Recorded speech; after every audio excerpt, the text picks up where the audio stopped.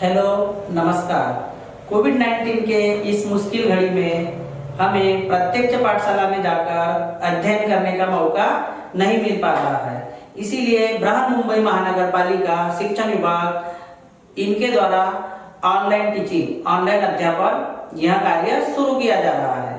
तो इसी के चलते बच्चों, आपको एक सुनहरा अवसर प्राप्त हो रहा है। भले ही हम प्रत्यक्ष पाठशाला में न जा सके, लेकिन किसी भी बच्चे का शैक्षणिक नुकसान ना हो, इसलिए बृहन्मुंबई महानगर पालिका ने आपको प्रदान किया है यह सुनहरा मौका।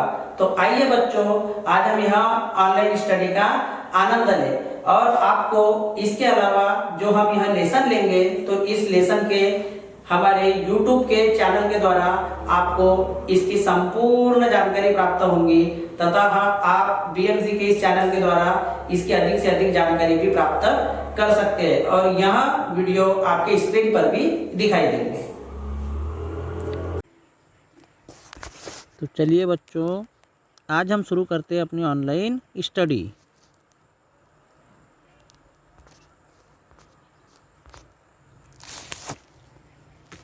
तो मैं आपको आज पढ़ाने जा रहा हूँ कक्षा तीसरी और आज का हमारा विषय है हिंदी और हमारे घटक का नाम है बच्चों मुझे पहचानो। और मैं हूँ आपका मार्गदर्शक MCGM वर्चुअल क्लासरूम दादर से महेंद्र चित्रियू। तो बच्चों, जैसे कि हमारे घटक का नाम है मुझे पहचानो, तो यहाँ पर देखो मुझे पहचानो में मैं आपको कुछ चित्र दिखाऊंगा। वह चित्र आपके स्क्रीन पर भी दिखाई देंगे, तो उन चित्रों को आपको देखना है और इन चित्रों के नीचे में उनके नाम भी लिखे हुए हैं जो वर्णमाला के अनुसार भी है। तो यहाँ पर लिखा गया है, आपके स्क्रीन पर दिखाया जा रहा है ऊपर में, वर्णमाला अनुवाचन करो और घटक 5 मुझे पहचानो। तो सबसे पहले देखो विद्यार्थी मित्रों, आपके स्क्रीन पर दिखाई दे रहा है 6। देखो यह चित्र आपको बोल रहा है कि मुझे पहचानो। चित्र यहाँ बोलते नहीं, लेकिन हम कल्पना कर सकते हैं कि चित्र दिखाने के बाद आप उसे पहचान सकते हैं। तो यहाँ पर आपके स्क्रीन पर 6 यह चित्र दिखाया गया है और यहाँ पर 6 आपको दिखाई भी दे रहा है। 1 2 3 4 5 6 और हिंदी में बोला जाए तो 1 2 3 4 5 6। तो आपको यहाँ 6 जो हिंदी में 6 लिखा हुआ है और इंग्लिश में जो आपको दिखाई दे रहा है वह है 6। तो यहाँ पर आपको इसकी चित्र दिखाई दे रहा है।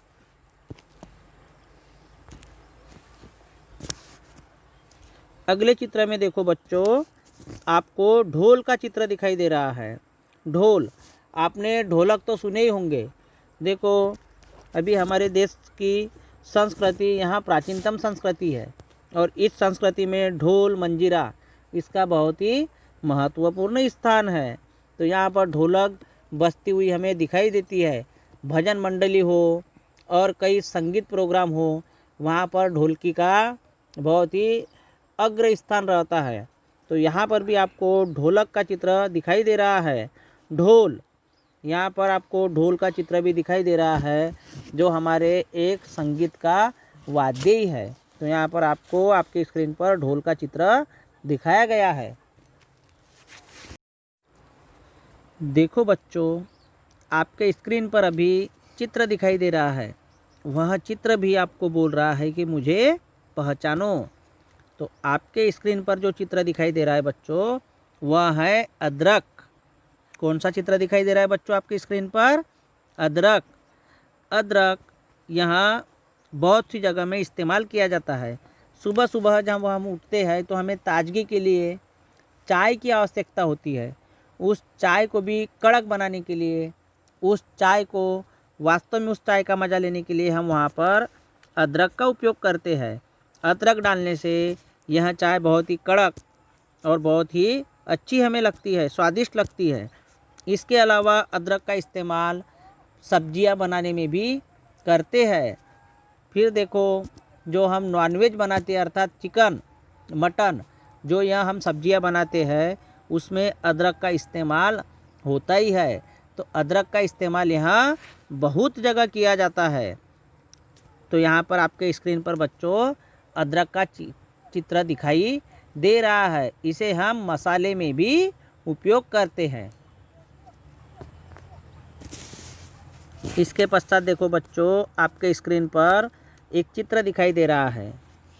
यह चित्र आपके स्क्रीन पर दिखाई दे रहा है और इस चित्र का नाम है आकाश। देखो स्क्रीन पर आकाश चित्र भी दिखाई दे रहा है और उसके साइड में लिखा हुआ भी है आकाश। तो यह नीला नीला आकाश हमें यहाँ पर दिखाई दे रहा है। यहाँ पर देखो यह आकाश दिखाई दे रहा है। इस आकाश में हम देखते हैं कि चिड़िया भी हमें उड़ती हुई दिखाई देती है।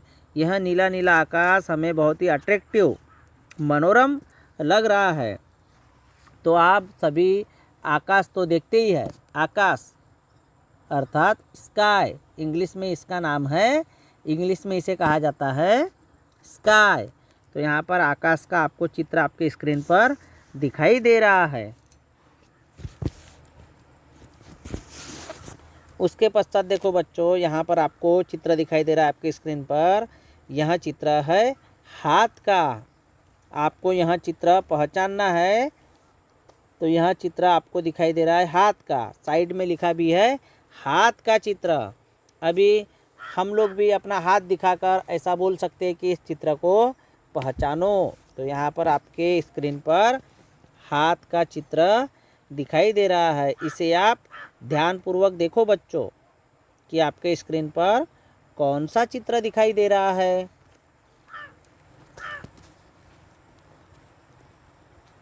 इसके पश्चात देखो बच्चों आपके स्क्रीन पर जो चित्र दिखाई दे रहा है ढलान। ढलान अर्थात जब हम ऊपर की ओर चढ़ते हैं तब हमें अधिक मेहनत लगती है, हमें अधिक परिश्रम करना पड़ता है। हमारे शरीर का पसीना निकल जाता है जब हम ढलान से ऊपर की ओर चढ़ते हैं। लेकिन इसके विपरीत जब हम ढलान से नीचे की ओर उतरते हुए दिखाई देते हैं तो वहाँ हम आसानी से वहाँ पर उतर जाते हैं। यही ढलान का महत्व है और ढलान की यही खासियत है कि जब हम नीचे से ऊपर की ओर चढ़ते हैं तब हमें अधिक परिश्रम करना पड़ता है। जो अब हम ऊपर से नीचे की ओर आते हैं, नीचे की ओर उतरते हैं तो हम कम से कम समय में नीचे की ओर उतर जाते हैं। यही है ढलान की खासियत। अब देखो बच्चों अगले चित्र में आपको दिखाई दे रहा है चमगादड़ का चित्र। कौन सा चित्र दिखाई दे रहा है बच्चों आपको? चमगादड़ का चित्र। चमगादड़ देखो यहाँ अधिकतर हमें बिजली के तारों पर उल्टा लटका हुआ दिखाई देता है। यह चमगादड़ हमें उल्टा लटका हुआ दिखाई देता है और कभी कभी इलेक्ट्रिक तारों में, बिजली के तारों में यहाँ फंसा हुआ भी दिखाई देता है। अर्थात वहाँ बिजली के तारों पर बैठता है और करंट लगने के कारण वहाँ बिजली के तारों से चिपक जाता है, तब हमें वहाँ उल्टा फंसा हुआ दिखाई देता है। तो आपको यहाँ पर चमगादड़ का चित्र आपके स्क्रीन पर दिखाया गया है। फिर देखो बच्चों आपके स्क्रीन पर चित्र दिखाया गया है और इस चित्र का नाम है इलायची। यहाँ पर आपको इलायची का चित्र दिखाया जा रहा है। इलायची यह भी बहुत मायने में हमें फ़ायदेमंद है। इलायची का उपयोग बहुत जगह किया जाता है। चाय भी कड़क बनाने के लिए, एक ताजगीपूर्ण बनाने के लिए इलायची का उपयोग किया जाता है। फिर नागपुर के तरफ में भी इस इलायची का उपयोग बड़े पैमाने पर किया जाता है। नागपुर यह ज़िला है, यहाँ पर इलायची का उपयोग बड़े पैमाने पर किया जाता है। और बड़े बुजुर्गों का मानना है कि जब हमें उल्टी, वोमिटिंग, हमारा जब जी मचलता है उस जगह में इलायची का उपयोग करने से हमारा मन बिल्कुल ताजगीपूर्ण हो जाता है। इसलिए इलायची का उपयोग भी बहुत महत्वपूर्ण है। इलायची का उपयोग खीर बनाने के लिए इसे कूटकर किया जाता है। इलायची कूटकर खीर में डालने से उसका टेस्ट अलग ही और स्वादिष्ट लगता है। इसलिए इलायची यह भी एक शक्तिवर्धक वस्तु है। फिर देखो बच्चों, आपके स्क्रीन पर जो चित्र दिखाई दे रहा है वह है धन का। धन का चित्र आपके स्क्रीन पर दिखाई दे रहा है। धन, इसको हम अगर गणितीय भाषा में बोले तो इसको बोलते हैं जोड़ का चित्र। किसी भी अंकों को जोड़ने के लिए इस चिन्ह का उपयोग किया जाता है।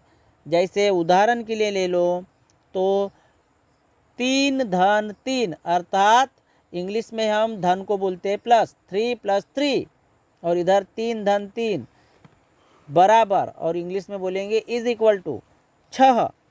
तो यही धन का चिन्ह वहाँ पर उपयोग किया जाता है, इसका इस्तेमाल किया जाता है, जो आपके स्क्रीन पर दिखाया जा रहा है।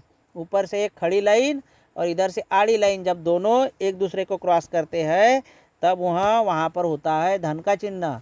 अभी जैसे हम हॉस्पिटल में भी देखते हैं, एम्बुलेंस के पीछे में भी यहाँ धन का चिन्ह दिखाई देता है।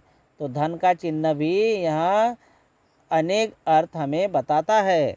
तो यहाँ पर धन, इसका चिन्ह आपके स्क्रीन पर भी दिखाया जा रहा है। फिर देखो बच्चों, अगले चित्र में आपको एक चित्र दिखाई दे रहा है। वह चित्र है ईद का। हमारे भारत देश में अलग अलग धर्म, अलग अलग जाति के लोग पाए जाते हैं। यहाँ पर प्रमुख रूप से हिंदू, बौद्ध, इस्लाम और सिख, इन धर्मों के अलावा भी अलग अलग धर्म पाए जाते हैं। हमारा भारत देश यहाँ अनेकता में एकता, यह चीज़ को दर्शाता है। अर्थात विविधताओं में भी हमारे देश में एकता पाई जाती है। अर्थात सभी धर्मों के लोग आपस में मिलजुल कर यह एकता को दर्शाते हैं। तो यहाँ पर जैसे ईद का चित्र आपको दिखाई दे रहा है। ईद यह इस्लाम धर्म में मनाया जाने वाला एक महत्वपूर्ण त्यौहार है। ईद के दिन सभी एक दूसरे से गले मिलकर इस त्यौहार को मनाते हैं, और जितने भी अपने भूले बिछड़े वाद विवाद है उनको भूलकर ईद मनाते हैं। सब एक दूसरे को गले लगाते हैं। तो यह इस्लाम धर्म का एक बहुत ही महत्वपूर्ण त्यौहार माना जाता है। ईद के दिन मुस्लिम समुदाय में खीर भी बनाई जाती है, और वहाँ खीर अपने अपने दोस्त और मित्रों को वहाँ खिलाते हैं। तो यह त्यौहार इस्लाम धर्म का तो है ही, लेकिन साथ ही साथ बाकी धर्म के लोग भी इस त्यौहार में पार्टिसिपेट करते हैं, हिस्सा लेते हैं। इसी कारणवश हमारे भारत देश को विविधताओं में भी एकता, ऐसा है, इसका प्रतीक माना जाता है। इसके बाद देखो बच्चों, आपके स्क्रीन पर वृक्ष अर्थात पेड़, इसका भी चित्र दिखाया जा रहा है।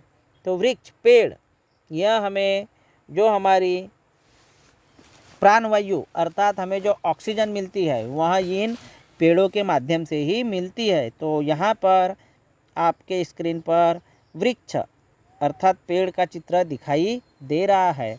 वृक्ष से हमें और भी अनेक चीज़ें मिलती है। जैसे वृक्ष हमें देते ही देते हैं। वृक्ष हमें छांव देते हैं, फल फूल देते हैं, और भी हमें जो घर बनाने के लिए आवश्यक लकड़ियाँ रहती है वहाँ भी हमें वृक्ष प्रदान करते हैं। इसलिए वृक्ष हमसे लेते कुछ नहीं बल्कि देते ही जाते हैं। इसलिए हमारा भी कर्तव्य है बच्चों कि हम लोग पेड़ों की सुरक्षा रखें।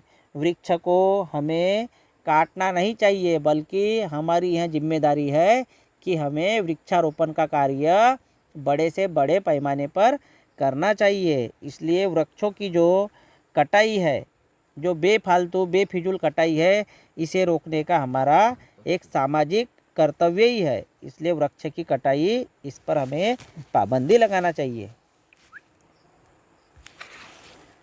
फिर देखो बच्चों, हमने अभी घटक देखा, तो इस घटक को हमने पढ़े, इसके बारे में देखे, इसके चित्र भी मैंने आपके स्क्रीन पर दिखाया। आपने उन चित्रों का अच्छी तरह से निरीक्षण किए, उन चित्रों को देखें, उन्हें पहचाने भी। अब देखो, हम इस घटक के स्वाध्याय देखेंगे। तो स्वाध्याय में है सबसे पहले बच्चों कि चित्र देखो, उन चित्रों को पहचानो और उन चित्रों के नाम लिखो। देखो आपके स्क्रीन पर भी स्वाध्याय दिया गया है कि चित्र देखो, उन्हें पहचानो और उनके नाम लिखो। तो देखो बच्चों, आपके स्क्रीन पर कुछ चित्र दिखाए गए हैं। आपके स्क्रीन पर कुल 4 चित्र दिखाए गए हैं। इन चित्रों को आपको ध्यानपूर्वक देखना है, उन्हें समझना है, उनके बारे में विचार करना है और वह चित्र कौन कौन सी चीज़ों के हैं, किन चीज़ों के हैं, वह आपको उन चित्रों को देखकर पहचानना है और उन चित्रों के उनके नीचे में नाम लिखना है। मैं आशा करता हूँ बच्चों कि मैंने जो आपको यह घटक पढ़ाया, उस घटक को आपने ध्यानपूर्वक सुना, उनके चित्र आपने देखे और उनको समझने की कोशिश की। तो जो मैंने अभी आपको स्वाध्याय दिया है, वह स्वाध्याय आप करके लाओगे, ऐसी मैं उम्मीद करता हूँ।